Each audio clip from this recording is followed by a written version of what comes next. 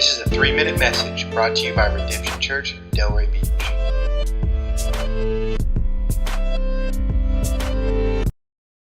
In Galatians chapter 4, Paul reminds this church to stay in tune with the Spirit, to not turn back to their old ways.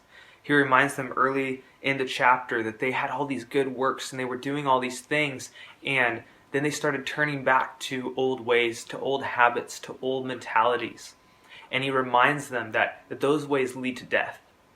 And he says in chapter 22 and 23, he says, "For it is written that Abraham had 2 sons, one by a slave woman and one by a free woman.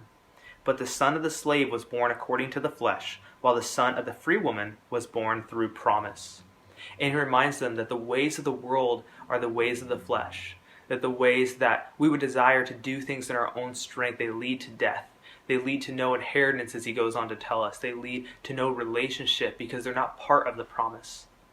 But the children of the promise, the children of faith, the children that join the family of God through faith, by his grace, they receive an inheritance. They receive the promise. And he does tell us a few verses later in Galatians chapter 4 that the children of the slave woman do outnumber the children of faith.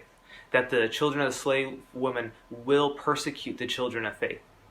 And so don't be surprised when people oppose you for your faith, when people discourage you in the good works God has for you to do. But be encouraged knowing that you do have an inheritance. He ends the chapter reminding them, "So brothers, we are not children of the slave, but of the free woman." And so rest in that identity, rest in that promise, press on doing what is good, what is right, not as the world necessarily sees it, not in your own strength and not of the values of the world, but continue to press on with the values of God, with the values of the free woman, with the values of the children of promise, and just enjoy this life knowing that God understands your struggles. He understands the problems you're going through, but he desires good things for you, that we do have an inheritance even now with the Holy Spirit as a comforter, as a guide, as a teacher, but all the more after this life as we'll be with Jesus forever as we are adopted into his family. So enjoy being a child of the free woman, and as Paul reminds this church, don't go back to the ways of the world. Continue to live in this freedom, continue to live in this new family, and enjoy that inheritance that comes with it.